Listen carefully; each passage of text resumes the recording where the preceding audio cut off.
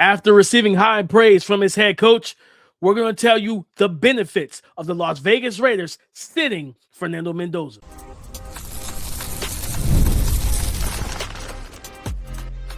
You are Locked On NFL Draft, your daily podcast covering the NFL Draft. Part of the Locked On Podcast Network, your team every day. Welcome back to the Locked On NFL Draft Podcast. I'm Damian, Parson. That is Keith Sanchez. And on today's episode, we're talking NFL rookies. We're going to talk at the end of the show, talking about De'Zhaun Stribling and the rookie impact he could have for the passing offense for the San Francisco 49ers. Is there a battle brewing behind Aaron Rodgers? He said he's coming back for 1 year only. He's retiring at the end of the year. So will it be Will Howard versus Drew Allar throughout training camp?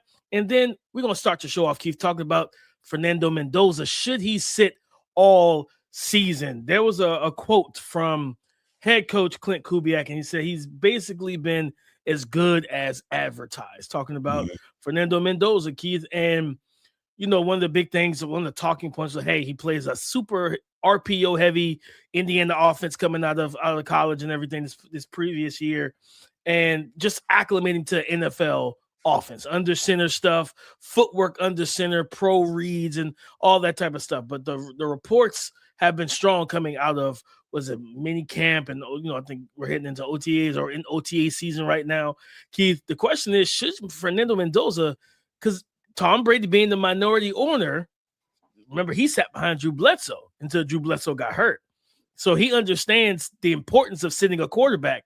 Should Mendoza actually sit all season? Or if this is a kind of a close race, Keith, do you think that Kirk Cousins gets a short leash?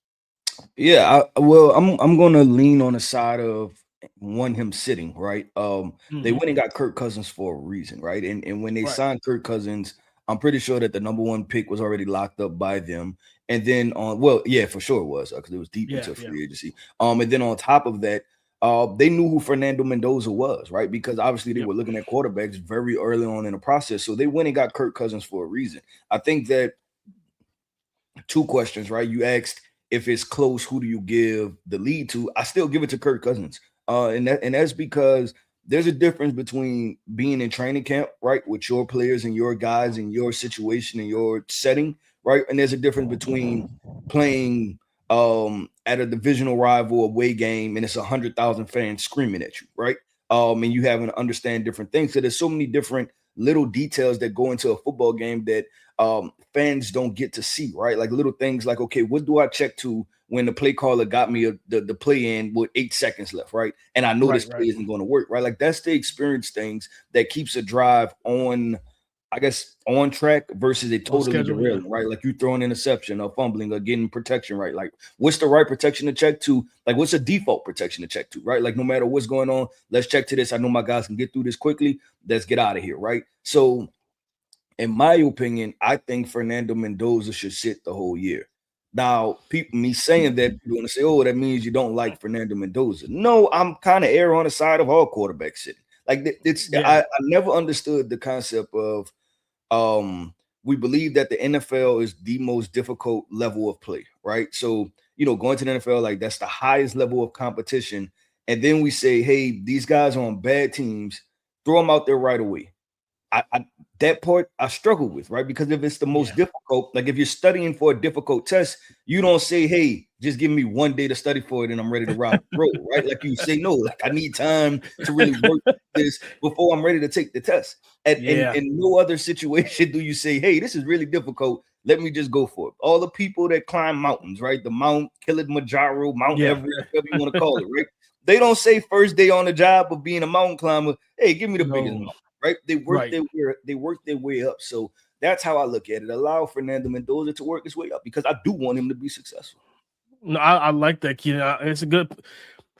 Tom Brady's in the mindset of we've been on this podcast for 3 years. We've always said build a team to be ready for the quarterback, and let's not rush the quarterbacks on the field. And Tom Brady said the same exact thing. Like he talked about how what's the rush? And I mean, I know what the rush is. It's GMs feeling the seats hot and the clock's ticking. And what did we see last year, right? Brian Daboll moved up to go get Jackson Dart, which looked from the rookie season like a good move. But he made that move. Why? Because he's trying to save his job as the head coach of the New York Giants. What did it help him save it? No, he got fired, I think, mid-season, if I'm not mistaken. You know what I mean? Like, it didn't save his job at all. Now he's the OC coaching up the quarterback was selected before his guy, Cam Ward. Crazy, just a crazy turn of events. But that's why teams force these quarterbacks out there, right? It's the simple fact of, ticket sales and somebody's seat's hot and the clock's ticking for someone instead of, like, truthfully. And I always say that, I think I've said this multiple times, Keith. That third year of Peyton Manning, if he did that today, we would never hear Peyton Manning's name again. Like, you can't go 28. What did he do? Like 28 touchdowns or like 28 interceptions or something. It was very close to that Jameis 30 for 30. It was very close to that. I think, and it doesn't get talked about. Doesn't get talked about at all. Talked about. It was one of the worst seasons we probably saw from a quarterback, turning the ball over. But he got time to, okay, I figured out what I did wrong. Come back, and he's one of the greatest of all time. We don't get one of the greatest of all time if we just, want our steak cooked in the microwave. Like, you know what I mean? And in there. And I've always said this too, that I much rather my rookie quarterback make the mistakes in practice.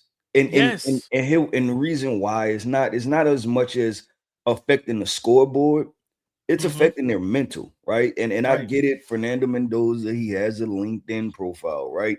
But social media clips can find their way into LinkedIn too, right? They have clips on social media, right? You definitely can post videos on LinkedIn. Yeah, you can post videos on LinkedIn also, right? There are Raiders fans that are on LinkedIn also, right? So my point is that when you make those mistakes in practice, they're not blown up, right? They're properly addressed, right? And it's the coaches make the decision like, hey, that's a rookie mistake. This how you fix it. Or they're like, hey, you made this mistake twice. Don't make it again, right? Like you can address it, and it's not the dramatic part, because when you do it out loud in front of everybody, DP, this is to get to your point to where now ownership wants to get involved, right? They're listening to the fan base. Everybody's cutting on ESPN. They're listening to commentators. They're listening to the media instead of sticking to the script, right? Like and you go back to the Kirk Cousins and Michael Penix situations in Atlanta, right? If they probably would have stuck to the script and just let Kirk Cousins play and let Michael Penix develop, they probably wouldn't have been in that situation, right? Like they would probably still the GM and head coach would probably still have their jobs, right? Even if they drafted Michael Penix, Kirk Cousins would have won enough games, especially in the bad NFC South, right? You feel like they would have won enough games, right? Because they had the talent. Then so the GM and head coach would have kept their spot. Kirk Cousins would probably still be in Atlanta, and Michael Penix would still be developing properly. Versus everybody lost their job. All four people involved lost their job. So take your time and go through the process. Raiders fans, I know it's exciting to have a rookie quarterback in the fold, in the holster, and saying, you know what, let them rip, let them go after. The one question I ask this: how bad? And because this is what I have to ask myself too: how bad does it have to get? Like for you to want to put in Fernando Mendoza? Yeah, that's the question. Yeah, is there a threshold? That's the question, Keith. Yeah, I think it will have to be a. Yeah, I'm about to say it has to be a like you talking about a stretch of games like where Kirk Cousins just turned the ball over. He looks like he looks washed. Like he can't do it anymore, right? Like that. It has to look really, really bad, in my opinion, for me to go to Mendoza, because again, Tom Brady is one of the minority owners. This man was on the recruiting I don't want to call it recruiting trip, but on the scouting trips to go see this young man, right? Like he was a part of the process for a reason, because he wants this organization to be successful, and he wants to set him up for success. So it's like, hey, yeah, I honestly, if Cousins gets benched, Keith, I much rather Cousins get benched after like week 10. This isn't a Desmond Ridder situation where we drafted you third round. No, you drafted him first overall. You know you got him for the next 2-3 years at least, right? Where you're not trying to evaluate another quarterback. So let Kirk Cousins, if he plays okay to solid and then he tapers off the last couple games, that's the plan. Number one, because I'm securing the high draft pick where I can go get me Jeremiah Smith more than likely in next year's draft to give my quarterback an elite wide receiver walking in day one into the NFL. So it has to be, for me, Keith, it's got to be really bad. Cousins got to look terrible before I bench him and bring in Fernando. Yeah, I agree. And it's not a media really bad. I have to know that conceptually, right? Like I asked my The coaches, players hey, in the locker room got to feel some yeah, type of way that's what about it. I'm I don't saying. care Like I what have the to ask my yeah. coaches, like, hey, like, is he just missing everything? Like, what's going Right. on? Did the wide receiver run the wrong route? It's not he threw 2 interceptions this game, because it could have been a wide receiver running the wrong route, protection could have lapsed, Anything. any type of different thing. I need to ask my coaches, like, is this so far off that we might as well go with the rookie? Like, we love you fans. You buy the tickets. We love you. Keep buying the tickets. Media, we don't care nothing about you. It's all about what happens in-house. If the people in-house want to make the change, then we make the change. Not because the noise outside is loud. Yeah, and this is the point too, DP, that I think people forget, like especially in the building. If you want to draw media hype, you can do it again for next year, right? Because if Fernando never plays, then you get to get the fans excited. Hey, guess what we're going to do next year? Play Fernando Mendoza, right? And then everybody's going to get excited. So there's multiple. He's got Jeremiah Smith as his wide receiver one. Yeah, like you can do different things. What are we doing? You can prolong it. That's all. You can prolong it. You can wait on it. But DP, let's do this, man. Aaron Rodgers is coming back for one more year. This is the retirement tour, the swan song. But I think he's coming back to try to win some games, right? But the Pittsburgh Steelers, a historic franchise, have to worry about what's after Aaron Rodgers, right? They have Penn State rookie quarterback Drew Allar that they drafted. They have Will Howard. Listen, this is the Spider-Man meme, right? Both of these guys are 6'5", 240 pounds. Both came from the Big Ten, both with ties to Pennsylvania, right? Who's going to win this battle between Will Howard and Drew Allar in the post-Aaron Rodgers era? Let's discuss that coming up next. Workplace chaos, deadline stacking up, inbox overflowing, and the one position you have to fill is still sitting open. When the pressure's on and you need the right hire, this is a job for sponsored jobs. Indeed, Sponsored Jobs helps you reach the people who actually fit what you're looking for. Skills, experience, location. So you're not just hoping the right candidate stumbles across your post. And here's a stat that says it all. In the minute I've been talking to you, companies like yours made 27 hires on Indeed, according to Indeed data worldwide. So if you're hiring, spend less time searching and more time interviewing candidates who check all your boxes with Indeed Sponsored Jobs. And listeners of this show will get a $75 sponsored job credit to help get your job the premium status it deserves at Indeed.com/podcast. Just go to Indeed.com/podcast right now and support our show by saying you heard about Indeed on this podcast. Indeed.com/podcast. Terms and conditions apply. Need to hire? This is a job for Indeed Sponsored Jobs.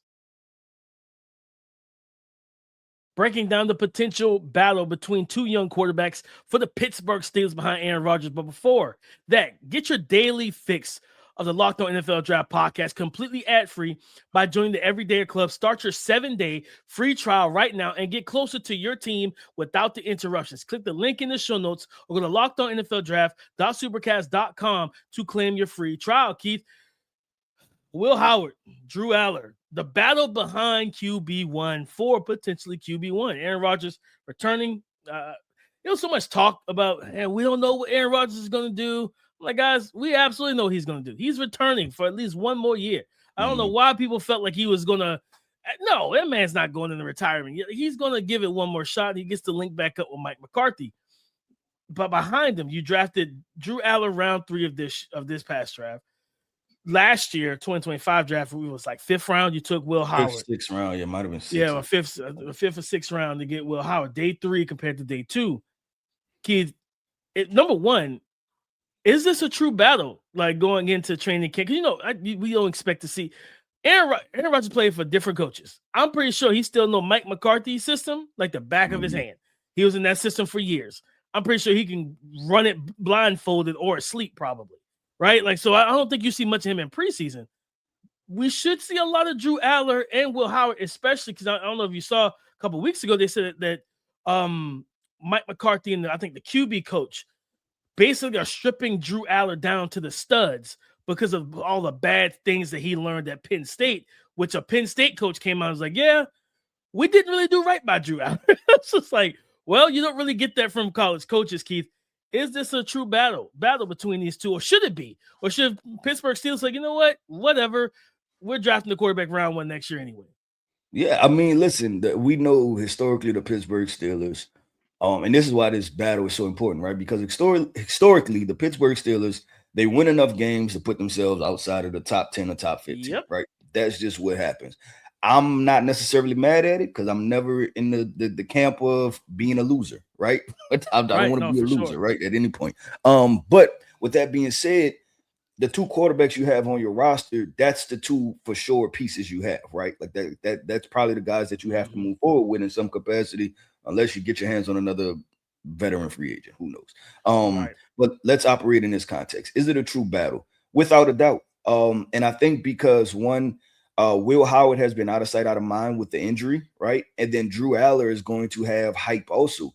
But I think that there are people that are very pro Drew Allar that quote about stripping them down to the studs. I think neither me nor you are surprised that process has to go on, right? No, and I think with Will Howard being out of sight, out of mind, I thought he was underrated, right? Like and even going into the 2025 class, DP, I can't 100% remember, but I believe I had him as a for sure top 5 quarterback, maybe top 4 to top 3, something like that, right? Like there were elements of his game that I really appreciated. I thought he was big. I thought he was mobile, athletic. I thought he had a big arm.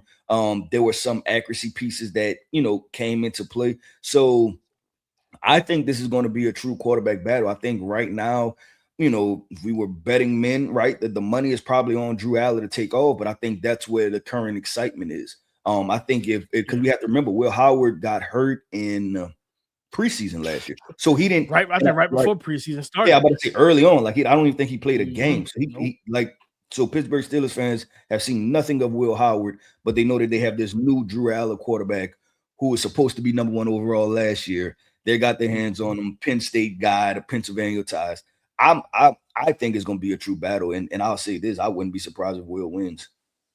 Yeah, I think stripping them down to the studs, and I talked about it a couple weeks ago when that report came out. I did like a bonus episode, and I was just like, man, that's tough. You know what I mean? Like, because then it's like, okay, it's a ton, right? Like, now you're reworking mechanics, and as we all know, it's a because I remember when it came out, I remember seeing the meme. Somebody was like, "Oh man, this feels like him again." And it was a picture of Markelle Fultz who went to the Philadelphia 76ers, and people like. Remember, he came in and they like redid his jump shot, and it went from being fluid to broken and segmented and all that stuff. Like, I do remember that. That was and that ruined his career. You know what I mean? And we've seen that with players come in, especially in the NBA, like changing their jump shot and different things like that. I think when Fields got drafted, Justin Fields, they said he went to Chicago. He was a guy who, like, his process started with, I think he was a right foot back in the before the snap in shotgun. They made him flip to the opposite of whichever one it was, and he was never really comfortable because he's opening up his hip too early, and things like it just threw off his process. Now we've seen how things have shook out for him. Maybe that really didn't matter. You know what I mean? At the end of the day, for Justin Fields, but the part you have to worry about, DP, is that you're thinking too much. Right. Yes. And especially at the quarterback position, you have 100 things to process. You have to make sure your wide receivers are lined up properly. You have to make sure that, the signals are coming in. You have to make sure the protection is okay. You have to make sure your running back understands the protection. You have to make sure you can read the defense. You have to understand the fronts. And then you want me to worry about if my left foot or my right foot is up. Right. Like, and for a young quarterback, if I'm thinking about that more than the protection, we might be in trouble. Right. You have a problem.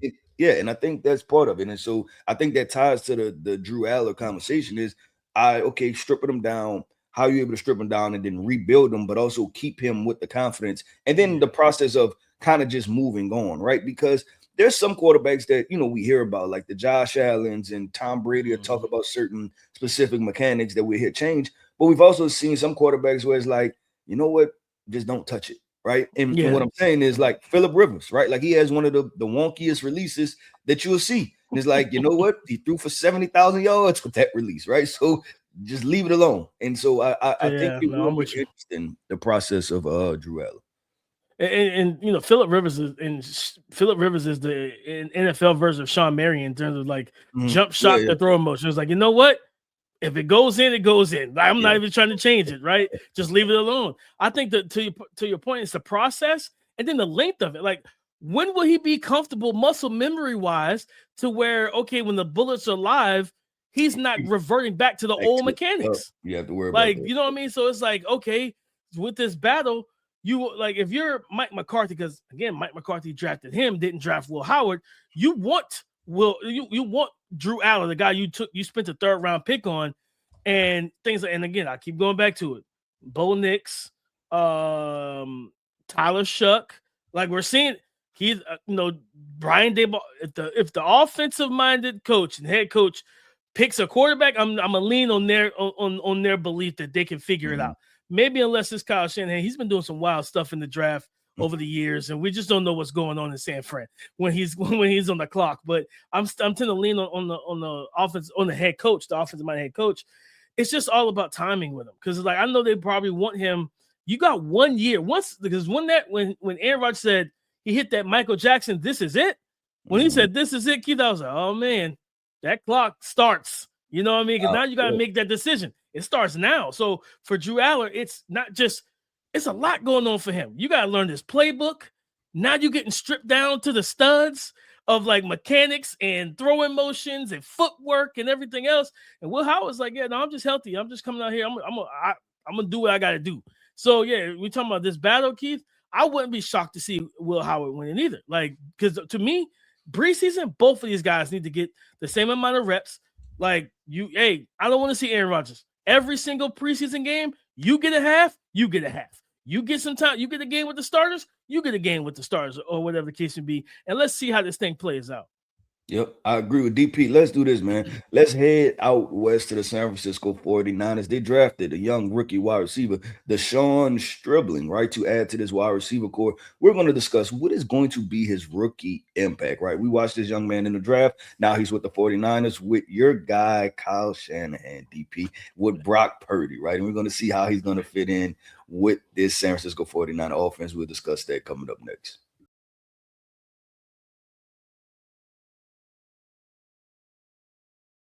Thank you for making Locked On NFL Draft your first listen of the day. Thank you for making Locked On Podcast Network, the number one sports podcast network in America. It's all because of you.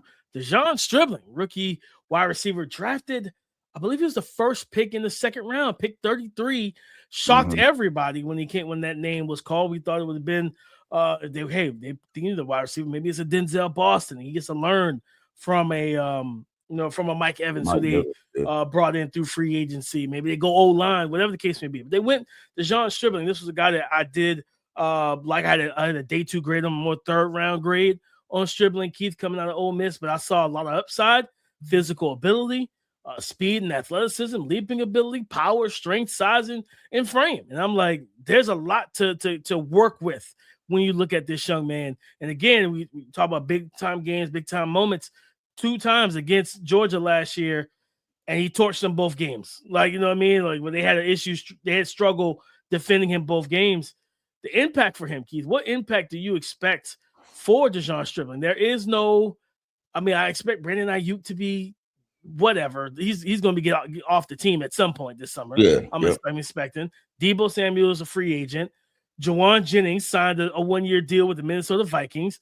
It's Ricky Pearsall, Jacob Cowling. Yeah, they have Ricky Pearsall, Mike Evans, Christian Kirk, and then De'Zhaun Stribling, DeMarcus Robinson, Jacob Cowling, right? Like, and that's obviously leaving out Brandon Ayuk. Looking at this, because that's what I was looking at, DP, as you were talking, I was looking at this depth chart and going through it. It is honestly going to be interesting. Because you have a couple veterans, right? And I want, as far as Mike Evans and Christian Kirk, right? Guys that have, obviously Mike Evans, Hall of Fame production, Christian Kirk, starter level production, right? Yeah. The question mark is he there to battle Ricky Pearsall, right? Like how confident are they are? And obviously we know the tragic event that happened with Ricky Pearsall, recovery. We hoping for 100% recovery, everything with that, right? But talking about just in context of football, roster, slots, people playing time, right? I wonder if they're in a situation, DP, to where they're like, you know what, we need to make this a competition, right? That we need to have a strong number 3 wide receiver, or maybe it's the Z. I don't know where they plan on putting Christian Kirk at. And so I seen that kind of being a battling part, because when you go get two veterans like a Mike Evans and a Christian Kirk, you pretty much know who they are, right? The San Francisco 49ers have been the 49ers for a very long time under Shanahan. So you know what you have with that, right? And then the veterans, you know what you have with those. So you go out and get those pieces, you know exactly where they're going to fit. To me, the question mark is, I expect a battle between Ricky Pearsall and De'Zhaun Stribling, and it's can you beat him out as far as being another 6 foot plus wide receiver, right? That can run decent routes, strong hands, things like that. Yeah, I think, you know, Keith, looking at the situation, I think from his impact, I could see him stepping into that Juwan Jennings role, that big power slot early, because you got Mike Evans at the X, right? So, you know, if Ricky Pearsall stays healthy, I think he still starts in that 0. Kirk can probably work into that because he's a savvy vet, thing like that. But when you take out 33rd overall, you expect him to be on the field at some point. That's what I'm saying. Is you know what I mean? Because they have a solid top 3, right? When you talk about Mike Evans, if Mike Evans and Ricky Pearsall is, you know, who we believe Ricky Pearsall to be pre-draft, and then Christian Kirk, that's a solid top 3. So who is going to be disrupted, right? Or De'Zhaun Stribling is going to play the disruptor to who? I think is the question. I think it'll probably, again, it's all barring on Pearsall staying healthy, because when he was healthy, him and Brock Purdy had a connection. He's one of their better route runners. He also had good speed vertically. He's a good athlete. It's just staying healthy. So like, it's just something that keeps nagging him. I'm going to ask you this, knowing their wide receiver core, right, and having looked at it post-draft, everything, taking De'Zhaun Stribling at 33, do you feel more strongly that it was a reach or they didn't necessarily need it, or how do you feel about that? With having the 3 wide receivers they have, De'Zhaun Stribling sitting in the fold, Jacob Cowing, now how do you review that? I still think it was a reach in a sense. I think, especially with Denzel Boston being, you know, more just, I think, day one ready guy that can step in, more polished as a route runner, things like that. But Kyle Shanahan said, and I won't disagree with him, De'Zhaun Stribling was an outstanding run blocker. Like, this is one physical dude. He moves corners out the way. He'll come and pinch down on linebackers, get up to safeties. And, you know, that's a big part of what Kyle Shanahan and them want from any of their receiving targets, whether it's tight end or running back. That's what Juwan Jennings was so good at. And I think with his size and his frame in terms of Stribling, that's why I think you probably see him in the slot early, because he can kind of take over that role, being that big body guy, especially remember Brock Purdy last offseason. Yeah, I can't really see. So I throw the spots. And it was like, well, you want a guy that's 6'3", 6'4", that big frame to snatch the ball. I think it's easier for you to see him when he's working in between the numbers and between the hashes and live in that same type of role, but he gives you more pop, more bang for your buck in terms of Stribling than the Juwan. Juwan Jennings was a probably average at best athlete, where Stribling was, I think, 4.37 in the 40-yard dash. Like, he's an explosive guy, could take the top off, and we've seen that against the best of the best in college football and the best athletes in the SEC. He gets vertical. If he gets by you, he can stack you, and it's going to be hard to catch up to a guy with his size, stride length, and everything else. So I think it's probably going to be, hey, I think the battle, as long as Pearsall stays healthy, the battle's probably going to be him and Kirk for that slot role. And then, like, you can see him, like I said, living in that Juwan Jennings spot, because then also you can kind of, especially, we don't know what's going to happen with George Kittle, you can also move him as kind of an H-back type of tight end with his frame and get him moving on the wide zone stuff, get him out to those corners, you could have Mike Evans go get the safety, him crossover, get the corner, him go get the safety, Evans seals out the corner. Now you got CMC and Jordan James out of Oregon, who they said is supposed to be win the RB2 spot. Now you got those guys getting free access to the perimeter. So definitely think, because with Kirk, I think that's what, you look at Kirk, he's a smaller receiver, doesn't give you as much in the run game as a blocker compared to a guy like Stribling, him being that kind of pseudo power slot. And then he can learn that X role spot from Mike Evans as well, where he kind of get double duty in terms of, hey, we can move guys. You can put Mike Evans in the slot and create those mismatches, put Stribling at the X. You got Pearsall or Kirk at the Z, and just give Brock Purdy just different looks and different guys in different spots to really allow him to attack the defense.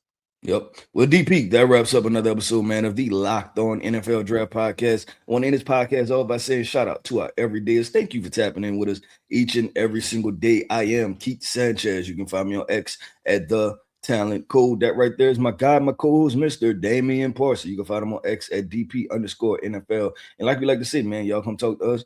We like to talk back. Go subscribe and follow for free on YouTube or wherever you listen to podcasts to get the latest episode as soon as it is available. On tomorrow's show, guys, we're talking Cade Klubnik. Should he sit? Should he start? When should we see him as a rookie behind Geno Smith for those New York Jets? Fourth round pick. We're going to break all that down on tomorrow's show. So come and join the conversation again tomorrow on the Locked On Podcast Network, your team every day.